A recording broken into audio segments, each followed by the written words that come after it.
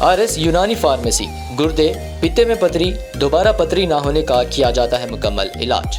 Fatty liver medicine भी दस्तयाब। Bahadurpura X road 9390610436 पर contact करें।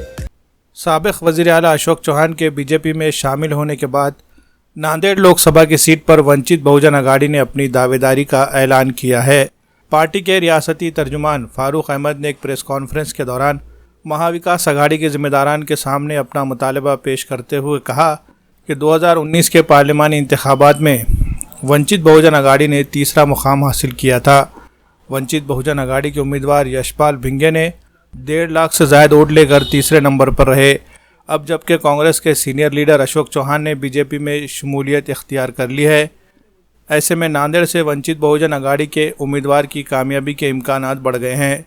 इसलिए वंचित बहुजन अघाड़ी महाविकास अघाड़ी से इस बात का मुतालबा करती है कि सीटों के तकसीम के मौके पर नांदेड़ की सीट को वंचित बहुजन अघाड़ी को दी जाए। फारूक अहमद ने मजीद कहा कि नांदेड़ में वंचित बहुजन अघाड़ी का तंजीमी ढांचा मजबूत है। बूथ लेवल पर पार्टी के कारकुनान की तरबियत की जा रही है। वंचित बहुजन अघाड़ी पूरी ताकत के साथ पार्लिमानी इंतखाबात का सामना करने के लिए तैयार है। महाविकास अघाड़ी की सीट वंचित बहुजन अघाड़ी के लिए छोड़ी जाती है तो वंचित बहुजन अघाड़ी का उम्मीदवार भारी अक्सरियत से कामयाब हो सकता है। वाज़ेह है कि अशोक चौहान के बीजेपी में शामिल होने के बाद शिवसेना उद्धव ठाकरे के कौमी तर्जुमान संजय राउत ने मीडिया से बात करते हुए एक मरतबा कहा कि वंचित बहुजन अघाड़ी नांदेड़ की सीट पर अगर दावा करती है तो इस पर गौर किया जा सकता है। ऐसे में वंचित बहुजन अघाड़ी की जानिब से सीट के लिए दावा पेश किए जाने पर महाविकास अघाड़ी की जानिब से मुस्बित पहल की उम्मीद की जा रही है। वर्तमान स्थिति में महाविकास आघाड़ी के साथ वंचित बहुजन आघाड़ी की सीट शेयरिंग को लेकर और कॉमन मिनिमम प्रोग्राम को लेकर चर्चाएं शुरू है।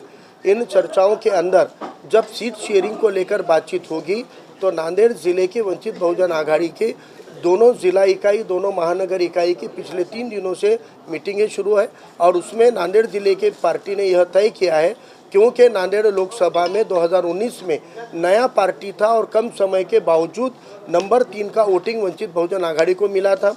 इन 5 सालों में पार्टी संगठन बहुत मजबूत हुआ है। गांव से लेकर जिला परिषद सर्कल और तालुकाओं तक पूरे संगठन हमारा मजबूती से बंधा हुआ है। विगत 5 वर्षों में वंचित बहुजन आघाड़ी ने विपक्ष की भूमिका ईमानदारी से निभाई है। नागरिकों की समस्याओं के ऊपर सबसे ज़्यादा अगर रास्तों की लड़ाई किसी ने लड़ी है तो वह वंचित बहुजन आघाड़ी है। और हाल ही में जो राजनीतिक परिस्थितियां बदली हुई है, इससे नांदेड़ ज़िले की सभी सेक्युलर समाज घटकों की ये भावना है कि भाजपा को अगर रोकना है तो महाविकास आघाड़ी के साथ जो भी सीट शेयरिंग की चर्चा हो रही है, इसमें नांदेड़ लोकसभा की सीट वंचित बहुजन आघाड़ी के हिस्से में छूटे, यह आग्रह नांदेड़ जिले की ओर से, नांदेड़ जिला वंचित बहुजन आघाड़ी की ओर से हमने अपने प्रदेश अध्यक्ष और राष्ट्रीय अध्यक्ष को एक ज्ञापन के जरिए की है।